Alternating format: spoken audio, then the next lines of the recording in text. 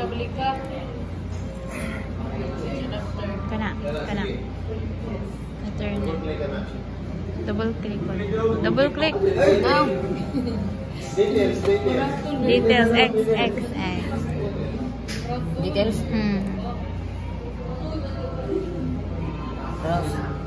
Asa? 100. Magkaya ko na server server 1. Balik ka nga daw. Papractice ka.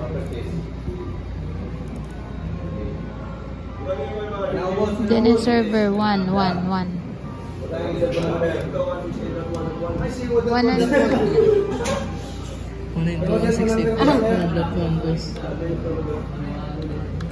1.1.1.6 erase 1 and para na 1.1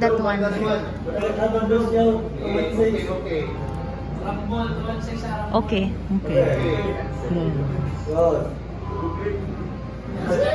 tanawa Dalaway mo plan.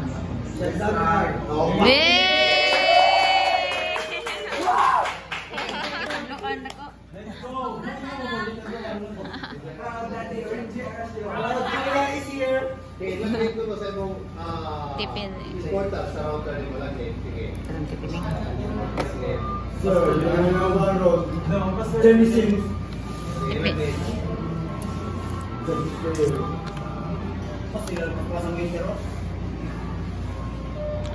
Lakad. Kuya. Mamaya ka sa akin.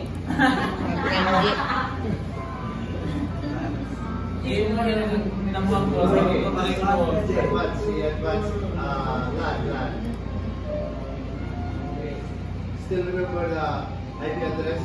Yep. So, pwede na tawag, hindi ka kayo sa main device, pwede na kayo sa M1 ito, that 168, that one. So, most likely class, kaya ang IP address, ibutang na sa lundo sa router. It's either the domain or the IP address ibutang. Just check sa lundo sa imong IP address. Ay, lo Josem. Okay? Sige, DHCP server. DHCP. Link. Okay. Yan. So, with or without that DHCP server, ato na i-enable. Okay. So, once it will be set during a poll, that will be used as your IP address each node connected to the network. Okay? Static. But the best thing is, sa kanino kani, ibalik din sa imong LAN. Okay.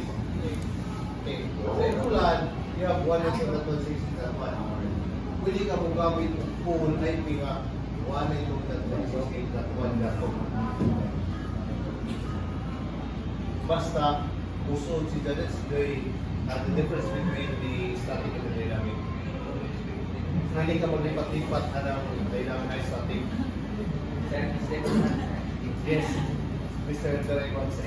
Sir, kapag ininom siya ng static ba siya? Oh, yes. Ito nga, 1 second ba siya? Ha? Itong sakit na suot sa 1. Kung saan kamagin? Ito nga, masuot sa 1 ba? Kami? Sakit na suot sa 1. Gusto may kaya sa static. Kung sa'yo masun sa 1?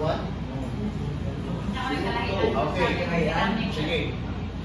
We have this, that one, as your router. Okay. This, this. Okay. So, in static, since you are configuring the whole network, so therefore, you have to create or manage the IP pool. Okay? So, sa imong IP pool sa imong static, you have this one. Okay? But since then, the IP pool, hindi mo siya magamit, mag-static ka. Pero naman, may gamit siya. Okay, kung IP address ng .1.2, naka-range siya sa .1.1. Di ba? .1.1, next .2, next .3, next .4, next .5. Di ba? So, pwede ka mo gamit o ubos pa na IP address.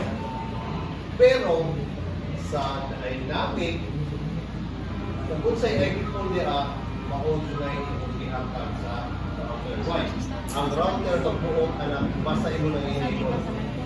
So, meaning to say, ang that 1, I mean that 2, up to that 99, dili niya ihatag kay what siya sa isang IP pool. Dynamic. What, bisan pag 100? Bisan pag 1,000? Based on the IP address you created. Topic sir, grades ang mga lang. Balik, manuwi daw. Ha? Ika po ba yung Sa static? Pwede. Pwede ikaw yung mga din. Basta imo ang back to internet, LAN list, LAN list, LAN. Okay. Basta, uigo si Zane. Pwede makaupag static ka. That one imo IP address, as your gateway. The next, that 2, that 3, that 4, that 5. And so on and so forth. Basta, that 1 ka mag-start. That 0, that 1. That 1 ka. Then that 2, that 3, that 4, that 5. And so on and so forth. Kung katong call sa dynamic sa FFT, static na, hindi na naman maganda ito. Hindi na magagad. Balik ka dito sa upan. Kay, sir, hindi ka mong gawin ito kay people. Balik-balik ka sa DCP.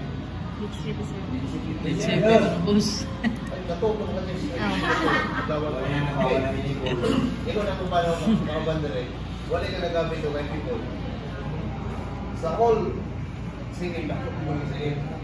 Nagamit ko ang kanang .1, .2 sa server mismo. Nagamit ko sa IP server ng .10, dati na sa local IP .10. Nagamit ko pool, nag-start ko 50. So, tanang network na 51, 50 pa nung taas, muna sila yung mga regular user. Ang 50 pa ubos, atong i-assign, library, registrar, finance, so na sila yung pagulingkong niya, IP address gawa sa pool. Muna magkita ay sila, muna magkiganang magsunod na, kung sa IP address, what nagigil sa pool? How na explain natin? That's when I tabo. Kaya hindi mo isang consider niya, kaya